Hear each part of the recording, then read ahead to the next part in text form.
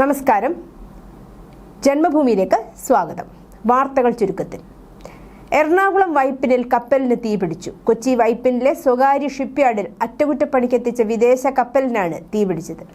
തീയണയ്ക്കാൻ fire force ശ്രമം തുടരുന്നു. വൈപ്പിൻ കാളമുക്കിലെ സ്വകാര്യ ഷിപ്പ്യാർഡിലാണ് സംഭവം. പുലർച്ചെ കപ്പലിന്റെ മുകൾ ഭാഗത്തു നിന്നും തീ ഉയരുന്നത് മത്സ്യത്തൊഴിലാളികളുടെ ശ്രദ്ധയിൽപ്പെട്ടു. ഉടൻ തന്നെ വിവരം അധികൃതരെ അറിയിച്ചു. കപ്പലിന്റെ മുകൾ ഭാഗത്ത് തീ വ്യാപിച്ചതായാണ് റിപ്പോർട്ട്. എന്താണ് തീപിടുത്തത്തിന് കാരണമെന്ന് വ്യക്തമല്ല.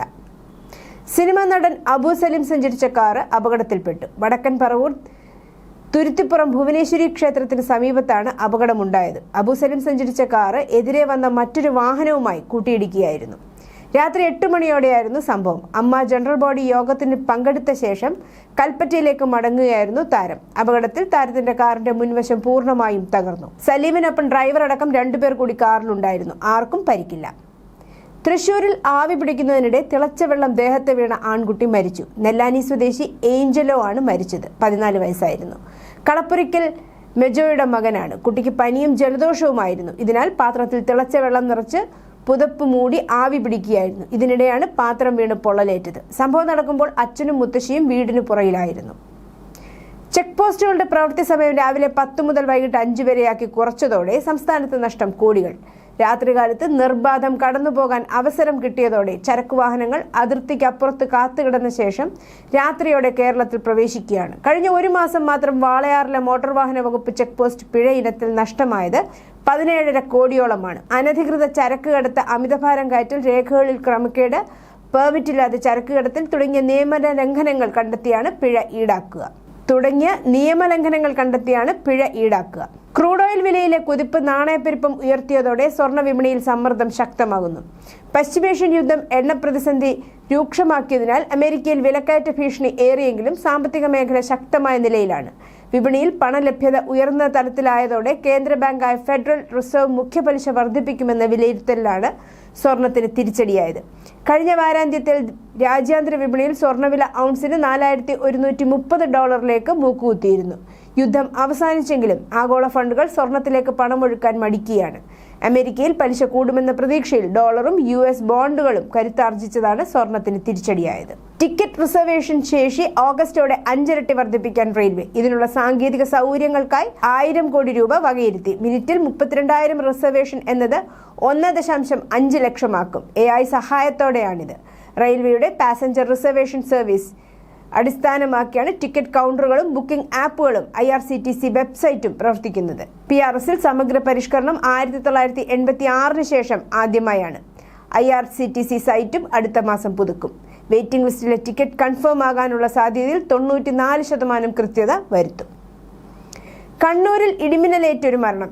ചെറുപുഴ സ്വദേശി അഞ്ജു മാത്യു ആണ് മരിച്ചത്. 31 വയസ്സായിരുന്നു. കാപ്പിമല മഞ്ഞപ്പുല്ലിലാണ് അപകടം സംഭവിച്ചത്. പുളിങ്ങോം വില്ലേജ് ഓഫീസ് ജീവനക്കാരിയാണ് അഞ്ജു മാത്യു. മിന്നലേറ്റ് 2 പേർക്ക് പരിക്കേൽക്കുകയും ചെയ്തു. അഞ്ജുവിന്റെ ഭർത്താവ് സോനു സെബാസ്റ്റ്യൻ, ഫോറസ്റ്റ് വാച്ചർ സനീഷ് എന്നിവർക്കാണ് പരിക്കേറ്റത്. പരിക്ക് ഗുരുതരമല്ല. ഇവരെ കരുവാഞ്ചലിലെ സ്വകാര്യ ആശുപത്രിയിൽ പ്രവേശിപ്പിച്ചു. അടിവസ്ത്രത്തിൽ ഒളിപ്പിച്ച് ലക്ഷങ്ങളുടെ MDMA. വടക്കാഞ്ചേരിയിൽ ലക്ഷങ്ങൾ വില വരുന്ന രാസലഹരി വസ്തുക്കളുമായി യുവാവും യുവതിയും പിടിയിൽ. 46 ഗ്രാം MDMAയുമായി യുവതിയും യുവാവും അറസ്റ്റിലായത്. കോട്ടയം പൊൻകുന്നം സ്വദേശി എലിസബത്ത്, ഈരാറ്റുപേട്ട അരുവിച്ചിറ കടുവാമുഴി ഷാഹുൽ സുനീർ എന്നിവരാണ് വടക്കാഞ്ചേരി പോലീസിന്റെ പിടിയിലായത്. ഞായറാഴ്ച രാവിലെ 9 മണിയോടെ പന്നിയങ്കര ടോൾ പ്ലാസയ്ക്ക് സമീപമാണ് ഇവർ പിടിയിലായത്. ബംഗളൂരുവിൽ നിന്ന് ഇരുവരും 2 ട്രാവൽ ബസ്സുകളിലായി കോട്ടയത്തേക്ക് വരികയായിരുന്നു. ബസ് ഇറങ്ങിയ ശേഷം ടോൾ പ്ലാസയ്ക്ക് സമീപത്ത് വെച്ച് മറ്റൊരു ബസ്സിൽ ഒരുമിച്ച് യാത്ര ചെയ്യാൻ കാത്തുനിൽക്കുന്നതിനിടെയാണ് ഇവർ പിടിയിലായത്. സംസ്ഥാനത്ത് ഇന്ന് ഒറ്റപ്പെട്ട ശക്തമായ മഴയ്ക്കും ഇടിമിന്നലിനും സാധ്യത. 8 ജില്ലകളിൽ ഇന്ന് യെല്ലോ അലർട്ട് പുറപ്പെടുവിച്ചിട്ടുണ്ട്. ആലപ്പുഴ, എറണാകുളം, തൃശൂർ, മലപ്പുറം, കോഴിക്കോട്, വയനാട്, കണ്ണൂർ, കാസർഗോഡ് ജില്ലകളിലാണ് ശക്തമായ മഴ മുന്നറിയിപ്പുള്ളത്. അടുത്ത 3 മണിക്കൂറിനുള്ളിൽ സംസ്ഥാനത്ത് വിവിധ ജില്ലകളിൽ വ്യാപകമായ മഴയ്ക്കും 40 കിലോമീറ്റർ വരെ ശക്തമായ കാറ്റിനും സാധ്യതയുണ്ടെന്നാണ് മുന്നറിയിപ്പ്. കേരള, കർണാടക, ലക്ഷദ്വീപ് തീരങ്ങളിൽ മത്സ്യബന്ധനത്തിന് പോകാൻ പാടില്ലെന്നും കേന്ദ്ര കാലാവസ്ഥാ വകുപ്പ് മുന്നറിയിപ്പ് നൽകി. കേരള അന്താരാഷ്ട്ര ചലച്ചിത്രോത്സവം IFFK തിരുവനന്തപുരത്ത് നിന്ന് കൊച്ചിയിലേക്ക് മാറ്റുമെന്ന പ്രചാരണം അടിസ്ഥാനരഹിതമാണെന്ന് സാംസ്കാരിക സിനിമാ വകുപ്പ് മന്ത്രി PC വിഷ്ണുനാഥ് വ്യക്തമാക്കി. ഈ വർഷവും ഡിസംബറിൽ IFFK തിരുവനന്തപുരത്ത് തന്നെ നടക്കുമെന്ന് മന്ത്രി ഉറപ്പു നൽകി. തൃശൂരിൽ അനാശാസ്യ കേന്ദ്രത്തിലെ മർദ്ദനമേറ്റ് ചികിത്സയിലായിരുന്ന അന്യസംസ്ഥാന തൊഴിലാളി മരിച്ചു. ഒഡീഷ സ്വദേശിയായ ധൻപത് നായിക്കാണ് ഇന്നലെ പുലർച്ചെ മരിച്ചത്. 27 വയസ്സായിരുന്നു. ഹോട്ടൽ തൊഴിലാളിയായിരുന്നു. സംഭവത്തിൽ അസാം, ഒഡീഷ സ്വദേശികളാണ് നസ്രിൻ മാസുമ, റുബീന ബീഗം, മാസുനി, മൊഹന്തി നായിക്, ഹുസൈൻ എന്നിവരെ തൃശൂർ ഈസ്റ്റ് പോലീസ് അറസ്റ്റ് ചെയ്തു. 2 പേരെ കൂടി പിടിക്കാനുണ്ട്. ഒരാൾ ആസാമിലേക്ക് കടന്നെന്നാണ് സൂചന. തൃശൂരിലെ കോരപ്പത്ത് ലൈനിൽ അന്യസംസ്ഥാനക്കാർ നടത്തിയിരുന്ന അനാശാസ്യ കേന്ദ്രത്തിൽ 18-ന് രാത്രി 10-നായിരുന്നു സംഭവം. അന്യസംസ്ഥാനക്കാർക്ക് മാത്രമായിരുന്നു പ്രവേശനം. ധൻപത്തിനൊപ്പം ഇവിടെ എത്തിയ 2 പേർക്കും മർദ്ദനമേറ്റിരുന്നു. യുവനടിയോട് ലൈംഗികാതിക്രമം നടത്തിയെന്ന കേസിൽ സംവിധായകൻ രഞ്ജിത്ത് കുറ്റക്കാരനാണെന്ന് കുറ്റപത്രം. രഞ്ജിത്തിനെതിരെയുള്ള ശാസ്ത്രീയ തെളിവുകളും സാക്ഷിമൊഴികളും കുറ്റപത്രത്തിലുണ്ട്. കുറ്റപത്രം ഇന്ന് സമർപ്പിക്കും. ഫോർട്ട് കൊച്ചി ആസ്പിൻ വാളിൽ ജനുവരിയിൽ നടന്ന ഷൂട്ടിങ്ങിനിടെ കാരവാനിൽ വെച്ച് രഞ്ജിത്ത് കയറി പിടിച്ചെന്നായിരുന്നു യുവനടിയുടെ പരാതി. വാണിയപ്പാറത്തട്ട് ഉണ്ണി മിശിഹ പള്ളി സെമിത്തേരിയിലെ പൊതുകല്ലറയിൽ പായൽ പൊതിഞ്ഞ നിലയിൽ കണ്ടെത്തിയത് വിലങ്ങാട് വാളൂക്കിന് സമീപം ഇന്ദിരാനഗർ സ്വദേശി ആലപ്പാട്ട് സ്കറിയയുടെ മകൻ സിജോയുടെ മൃതദേഹമെന്ന സംശയത്തിലാണ് ബന്ധുക്കൾ. 2014-ലാണ് സിജോയെ കാണാതായത്. സിജോയുടെ തിരോധാനം സംബന്ധിച്ച് ബന്ധുക്കൾ 7 വർഷം കഴിഞ്ഞാണ് കുറ്റ്യാടി പോലീസിൽ പരാതി നൽകിയത്. സിജോ വിവാഹം കഴിച്ചത് വാണിയമ്പാറയിൽ നിന്നാണ്. സിജോ ഭാര്യ വീട്ടിലാണെന്ന് വിലങ്ങാട്ടെ വീട്ടുകാരും വിലങ്ങാട്ടാകുമെന്ന് ഭാര്യ വീട്ടുകാരും കരുതിയെന്നാണ് പരാതി വൈകിയതിന് കാരണമായി ഇരു വീട്ടുകാരും അന്ന് പറഞ്ഞിരുന്നത്. കടയിൽ പോയി വരാമെന്ന് പറഞ്ഞു പോയ സിജോ തിരിച്ചെത്തിയില്ലെന്നാണ് 2021-ൽ ഭാര്യ നിഖില മൊഴി നൽകിയത്. സിജോയെ തേടി വാളൂക്കിലെത്തിയപ്പോഴാണ് അവിടെ ഇല്ലെന്ന കാര്യം അറിയുന്നതെന്നും നിഖില പറഞ്ഞിരുന്നു. കശുവണ്ടി ഇറക്കുമതി അഴിമതി കേസിൽ INTUC സംസ്ഥാന പ്രസിഡന്റ് R ചന്ദ്രശേഖർ അടക്കമുള്ളവരെ പ്രോസിക്യൂട്ട് ചെയ്യാൻ സർക്കാർ അനുമതി നൽകും. CBI കുറ്റപത്രം നൽകിയ കേസിൽ പിണറായി സർക്കാർ 3 തവണ പ്രോസിക്യൂഷൻ അനുമതി നിഷേധിച്ചിരുന്നു. ഇതിന്റെ പേരിൽ വ്യവസായ വകുപ്പ് additional chief secretary AP Muhammad ഹനീഷിനെതിരെ കോടതിയലക്ഷ്യ നടപടിയിലേക്ക് കടന്നിരിക്കുകയാണ്.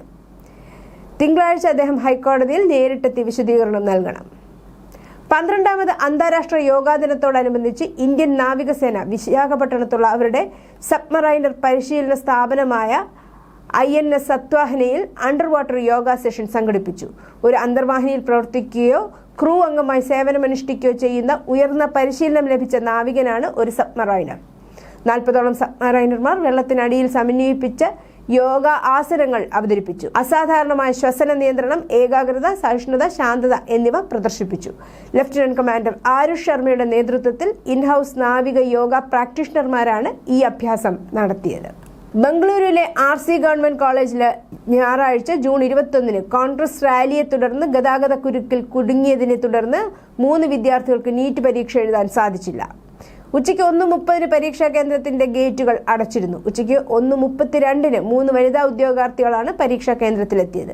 2 മിനിറ്റ് വ്യത്യാസത്തിൽ പ്രവേശനം നഷ്ടപ്പെട്ടു. കോൺഗ്രസ് റാലി കാരണം ഗതാഗത കുരുക്കിൽ കുടുങ്ങിയതിനെ തുടർന്ന് വിദ്യാർത്ഥികൾ കൃത്യസമയത്ത് പരീക്ഷാ കേന്ദ്രത്തിലെത്താൻ സാധിക്കാഞ്ഞത്. അതേസമയം നീറ്റ് പുനഃപരിശോധന നടത്തുന്ന വിദ്യാർത്ഥികൾക്ക് ബുദ്ധിമുട്ടുണ്ടാകാതിരിക്കാൻ പ്രധാനമന്ത്രി നരേന്ദ്രമോദി വിമാനത്താവളത്തിൽ നിന്ന് തന്റെ വസതിയിലേക്കുള്ള യാത്ര വൈകിപ്പിച്ചു. ഉച്ചയ്ക്ക് 1:15-ന് ഡൽഹി വിമാനത്താവളത്തിലെത്തിയ പ്രധാനമന്ത്രി മോദി ഉടൻ തന്നെ തന്റെ വസതിയിലേക്ക് പോകുന്നതിന് പകരം 45 മിനിറ്റ് വിമാനത്താവളത്തിൽ കാത്തിരിക്കാൻ തീരുമാനിച്ചു.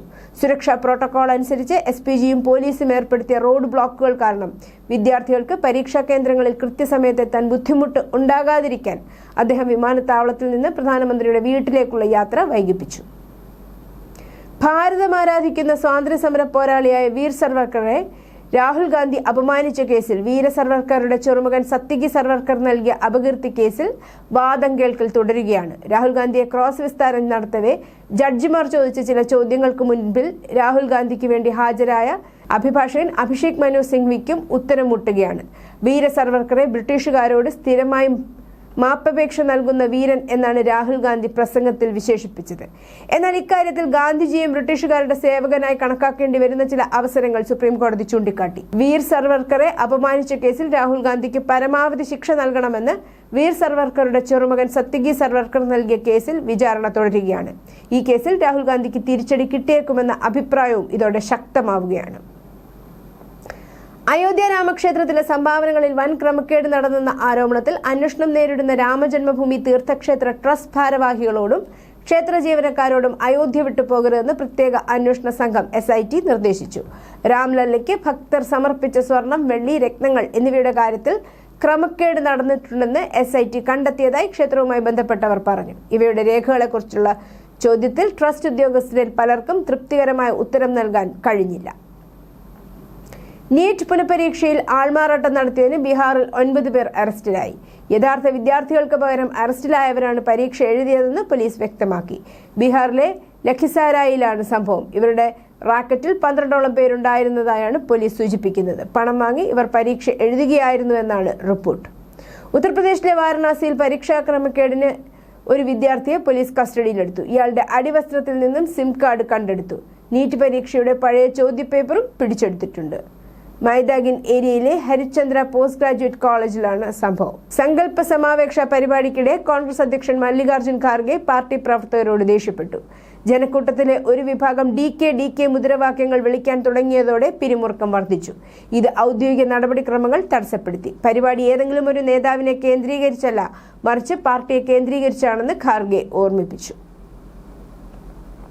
ഉദ്ധവ് താക്കറെയുടെ ശിവസേന UBTക്ക് കനത്ത തിരിച്ചടി നേരിട്ടു. 6 വിമത ലോക്സഭാ MPമാരും ഇന്ന് ഉച്ചകഴിഞ്ഞ് 3 മണിക്ക് ഏക്നാഥ് ഷിൻഡെ നയിക്കുന്ന ശിവസേനയിൽ ഔദ്യോഗികമായി ലയിക്കുമെന്ന് സൂചന നൽകി.